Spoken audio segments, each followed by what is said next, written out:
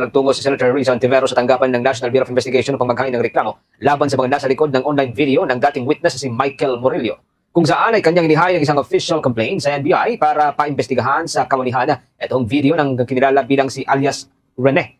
Ayon sa senadora, kanyang sinadyang pagtungo sa kawanihan kasama ang abogado para isa pormalang reklamo na layong alamin kung sino-sino ang mga nasa likod ng video. Aniya, ito'y sa kadahilan ng wala pa rin daw umaamin o mismo ang pag-angkin doon sa mga nag-produce o gumawa doon sa naturang online video. Nais din ng senadora na mapaimbestigahan ang pagiging sangkot ng ilang mga vlogger, mga online content creator na kasamang nagpapakalat umano ng maling impormasyon. Sa nabanggit ng video, isinuwalat itong si Michael Murillo na kinilala bilang si alias Rene na binayaran naman siya ng mababatas para magtestigo laban kay Pastor Apollo Quibroy.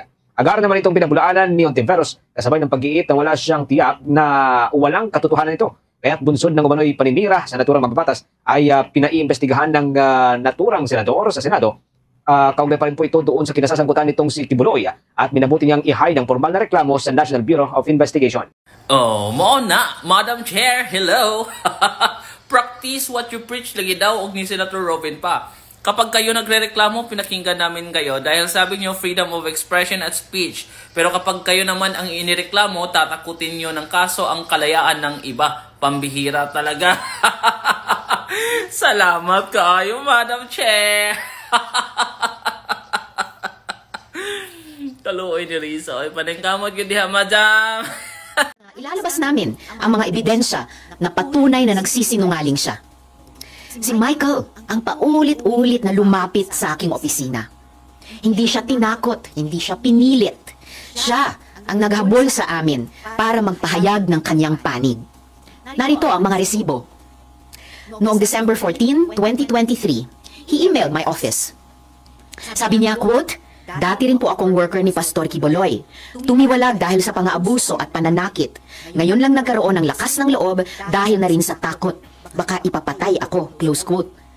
Taliwas yan sa sinasabi niyang nakumbinsi daw siya na tumestigo para mabayaran.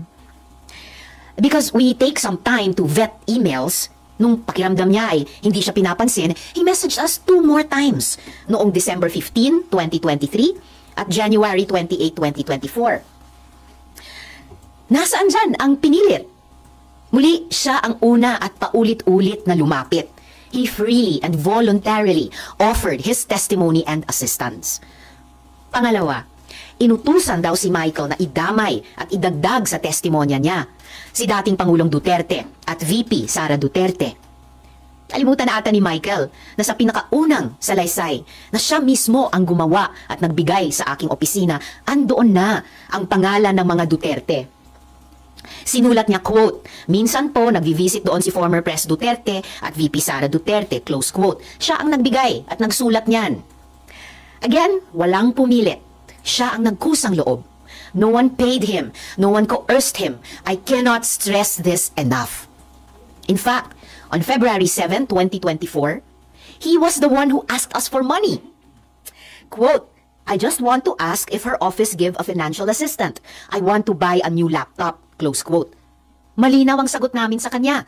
Our office has a strict policy of not providing financial assistance to potential witness and witnesses.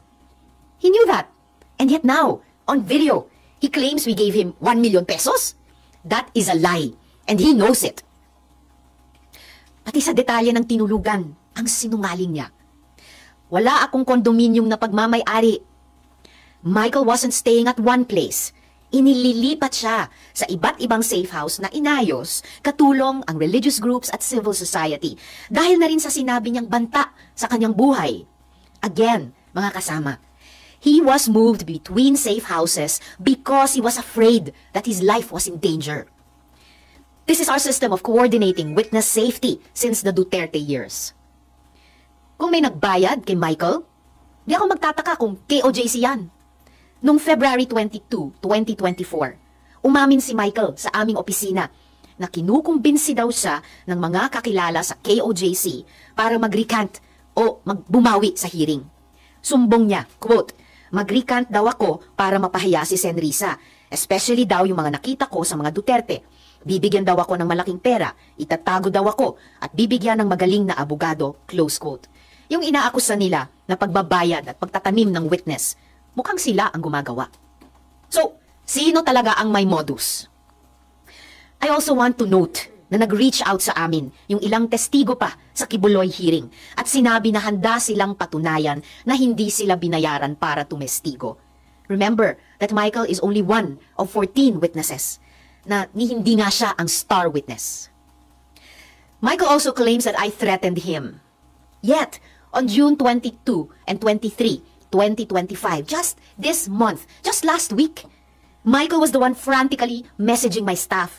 Sabi niya, quote, "Help me, kinidnap ako at tinatakot ako ng kingdom. Dito ako kinulong sa Glory Mountain. Send rescue now," close quote. We took his messages seriously. We forwarded them to the PNP in Davao for immediate action. At noong kumikilos na ang PNP, biglang lumabas ang video. Bago pa iyan, nakailang mensahe na rin si Michael na hinaharas siya ng ilang hindi kilalang individual pagkatapos ng pagdinig sa Senado. Katulad iyan ng nangyari sa Farmally hearings, kung saan dokumentado namin yung pagsumbong ng witnesses na siya ay tinakot at hinaras ng kampo ng Farmally. Yan ang totoong modus nila. So this is the real pattern here. After testifying in the Senate, witnesses are harassed and threatened, and then suddenly flipped. So let's call this what it is: witness tampering, fake news, psychological warfare. Ang mga kasinungalingan ay insulto sa pagdurusa at tapang ng mga witnesses. Tandaan natin, 14 sila. Mga witnesses na naglahad sa mga abusong ginawa sa kanila ni Kibuloy at ng KOJC. Sinungaling na nga nang haharas pa. Michael exposed people who trusted the Senate with their stories. And these are people who were already afraid. Now they are in danger. Again, yan ang talagang kinagagalit ko. Hindi lang ito paninira. Those responsible for this video crossed a line and they will be held to account. Muli, I have consulted with my legal team and on Wednesday, we will file a complaint with the NBI. We will work with them for a full investigation into the people who created this video and the networks amplifying it. And we're not stopping there. We are preparing criminal complaints. To those behind this, you don't scare us. But you should be scared of the truth. Because no one gets to endanger our witnesses, my staff, or harass the Senate with impunity. We will not let this slide. We will fight back. Hindi nila mapipigilan ang katotohanan. Any questions from the Senate media? Yes, sir. Ma'am, are you saying na yung si Michael po now is pwede siyang biktima dito na ginagamit siya? Posibleng biktima rin si Michael, posibleng ginagamit siya. Pero kasabay ng pagdasal ko para sa kanyang kaligtasan, kung tulad ng takot niya siya ay kikidnapin, kahit pinagdarasal ko ang kanyang paglaya at kaligtasan, kailangan managot din siya sa kanyang pagsisinungaling ngayon. And ma'am, meron po rin bang feedback yung PNP about ano po yung sitwasyon niya ngayon? Basta ang latest na alam kong ginagawa ng PNP noon ay kumikilos din sila agad doon sa forward naming mga messages ni Michael noon lamang, June 22 at 23. Pero habang sila ay kumikilos na noon tungkol sa kanyang cry for help, yung kanyang hiling na ma-rescue siya, biglang lumabas na itong video na ito. Thank you. Next. Next, Victoria. Sen. Ann po from Brigada. Ma'am, after lumabas yung issue about kay alias Rene, si Atty. Roque said that ang dami niya raw pong invento and he even encourages the public po na magsampa ng ethics complaint against you para mapatalsik sa Senado. Any comment po regarding this? Bukas sa kahit sinong mamamayan na mag-file ng ethics complaint. Pero parang si Harry Roque ang maraming sinasabi. Umuwi muna siya, humarap muna siya dito sa Senado, haharapin ko siya kahit saan. Pero ngayon, bitawan na niya yung buhay pugante niya. Sen, after nung call ni Sen. Roque, may ilang netizen na sabi nila, baka raw kayo pinupuntirya kasi baka daw natitreten for you kasi baka daw tumakbo kayo for 2028 election. Sa tingin niyo po ba, may possibility po ba na may ganung angle kaya pinupuntirya po kayo? Anything is possible, pero para sa akin, sakana yung ganyang mga usapin na iyan, tututok muna ako dito sa mahalagang isyong ito na may kinalaman sa trabaho ko sa Senado. Kasama na po syempre yung pagiging Senator Judge sa isa pang importanteng proseso. Thank you po, Sen. Hi, ma'am. Ma'am, may specific cases na kayo in mind against Michael or the people who might be behind this? At yung KOJC ba part of yung mga taong sasampahan nyo ng kaso? Finalize po namin ang mga kasong ihahain namin simula sa Miyerkules sa NBI, kung sino ang mga tao at grupo na papangalanan ko na doon. And we will give you the final details before or on the day that we will file that complaint. At kasunod po niyan, gaya ng nabanggit ko kanina, naghahanda na rin po kami ng mga criminal complaints. Raymond Nagbaas, DCRH. How does it feel? Ako personally, nakita ko yung video because it was shared by one of your colleagues. How does it feel na ganun yung nangyayari na you are on opposing political, naintindihan naman natin yung political na yun dito, but it is talking about the credibility of the Senate. And yet one of your colleagues is also sharing, kunyari may tanong kung totoo yung nilalaman ng video, pero the mere fact na it is being shared publicly doon sa kanyang personal social media account, hindi ba ito nakasisira dito sa mismong institusyon ninyo? Para sa akin, kaming mga senador, dapat nag-share kami ng katotohanan. Dapat hindi kami nag-share ng fake news. O tulad ng mga AI-generated video, dapat hindi kami nagpapadala o lalong hindi kami mismo ang nag-share ng anumang fake news. Okay, thank you po, Ma'am Gonzales. Jenny. Ma'am, dun po sa mga balak ninyong kasuhan on Wednesday, can you share kung meron po bang malaking personalidad? Will there be any politicians or political group? Kahit po in general lang. Well, truly, pina-finalize pa namin yung kasong ihahain sa Miyerkules plus yung mga kasunod na criminal complaints. Kung meron mang malalaking tao o malalaking grupo, basta't di tulad ng mga nag-imbento nitong video na ito, halimbawa, meron kami ng lahat ng mga resibo para pagbasihan ang anumang mga kasong ihahain ko. Okay, next po, Robert Mano. Good morning, ma'am. With the recent incident, ma'am, nakikita nyo ba na hihina yung isinagawa yung investigation because sa pag-recut niya, magpapahina because baka sabihin na, hindi, mahina naman palang kumuha ng mga testigo at nagbabayad palang kayo ng testigo? Pinabubulaanan namin at kayang pabulaanan hanggang sa huling araw ng 19th at 20th Congresses yung mga akusasyon nila gaya ng nakita nyo sa mga resibo. Definitely the contrary ang epekto nitong mga ginagawa nilang fake news. Sa pakiramdam ko po, lalo lang lumalakas yung findings at recommendations ng aming investigasyon laban kay Apollo Kibuloy at sa KOJC. At muli, hindi lamang si Michael ang testigo.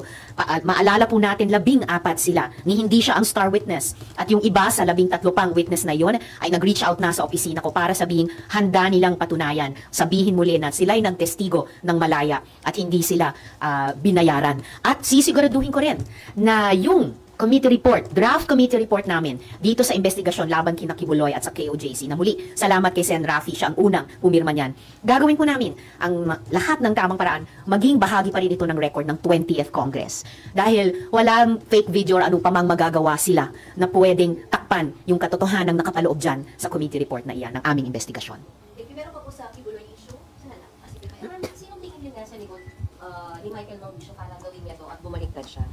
Yun yung aming gustong i-establish. Sinabi for one ni Attorney Torreon na hindi daw sila. So sino hanggang ngayon? Wala pang nagkiklaim ng authorship nitong magaling na video nila ng panay fake news naman. Bakit ayaw nilang aminin o angkinin? Dahil di tulad nga namin na kumpleto ang mga resibo kay Michael at sa lahat ng aming mga witness, lahat ng resibo para sa investigasyon ay kumpleto kami. Hindi tulad nila na wala silang mapatunayan dahil panay kasinungalingan ang video nila. Are you of the belief that he's acting not on his own? Someone is behind him? There is definitely someone behind him. Kung acting on his own siya o hindi siya acting on his own, hindi pa natin masisigurado 100% dahil contradictory yung mga messages niya sa opisina ko hanggang sa 1 week ago, June 23, at yung mga sinasabi niya ngayon sa video, at yung sinabi din niya under oath sa hearing nung laban kay Kibuloy at sa KOJC. I'm sorry, isa na lang. Yung pong paghingi niya ng tulong sa inyo, malinaw na po ba na na-release na siya from being kidnapped? That was right before na biglang lumabas itong video na ito. Nag-message siya prior to June 2025 na takot dahil may nanghaharas sa kanya. Nag-message siya prior 2025 na nililigawan siya, inaalukan siya ng bayad, ng malakas na abogado. Pero biglang June 2022 and 2023 this year, may dagdag na takot na dahil siya daw ay kikidnapin. I-rescue daw siya. Actually, no. Nandun na siya kasi sinabi niya, doon siya dinakip sa Glory Mountain. So yung huling mga messages niya, nakidnap na siya. He was already being held against his will. Kaya humihingi na siya ng rescue. Habang kumikilos na ang PNP, batay sa finoward naming messages ni Michael sa kanila, habang kumikilos na ang PNP Davao para malamang i-rescue nga siya gaya ng kanyang hiningi, lumabas na itong fake video na ito. Thank you po, Ande. Then Victoria. Ma'am, doon po sa 13 witnesses na nag-reach out to prove na, hindi kaya nilang patunayan yung sinabi ni alias Rene. Meron din po bang from KOJC na nag-convince sa kanila na bumaliktad, i-recant yung kanilang testimony, and ano po yung ginagawa ng ating office para hindi sila bumaliktad? Well, ang pinaka-importanting trabaho ng witness protection pagkatapos magtestigo dito sa Senado, whether yung mga testigo laban kina Apollo Kibuloy at ang KOJC o kahit yung mga testigo noon laban sa family, ang pinaka-importanting proteksyon dyan ay mula sa PNP. May iba pang mga importanteng kaso, halimbawa sa EJ case, recently sinabi ng high government official na poprotektahan sila ng gobyerno. Very good development yon para sa mga witnesses. Hindi ko pa, wala pa kaming feedback ngayon kung yung iba sa 13 pang witnesses laban kay Kibuloy at sa KOJC ay hinaharas din or tinatakot din sa ngayon. Pero yan ay lumalabas na common experiences ng mga witnesses pagkatapos tumestigo dito sa Senado. Kaya importanteng gawin ng gobyerno, lalo na ng executive, pagkatapos ng isang legislative investigation, ang proteksyon sa kanila. And important clarification nag-reach out yung ilan sa mga 13 pang witnesses namin, hindi para patunayan yung sinasabi ni Michael dito sa fake video na to, para sabihin muli na kami, nagtestigo kami ng malaya at hindi kami binayaran. Pabubulaanan yan yung sinasabi ni Michael dito sa video. Okay, last po on Kibuloy. Ma'am, hanggang kailan lang po under your protection si Michael? Kasi di ba na-kidnap? So, ibig sabihin wala na siya under your custody? Hanggang kailan ba? Pag adjourned na yung investigasyon, natatapos na rin yung importanteng trabaho ng Senate OSAA na sinesecure sila dito sa premises ng Senate. Hindi ko maubos pasalamatan yung mga civil society at church partners na sa mahabang panahon na iyon ng investigasyon ay tumulong nga sa simpleng sistema namin ng witness protection, pati sa usapin ng pagsiguro hanggat sa kaya na sila ay ligtas sa mga harassment na iyan, sa mga banta na iyan at sa mga alok na iyan mula sa KOJC. Pero nung June 2022 at 2023, malinaw sa mga mensahe ni Michael na paghingi ng rescue na kidnap na siya. And he was already being held dun sa Glory Mountain. So, ang theory namin sa ngayon is that up till the last moment, he was with yung mga church leaders na kasama sa mga partners namin na nagliligtas sa kanya pagkatapos ng Senate investigation, tapos umalis siya dun sa company ng mga church leaders. So sometime between then and yung mga messages niya sa amin ng June 22 at 23, 2025 ay nakidnap na siya.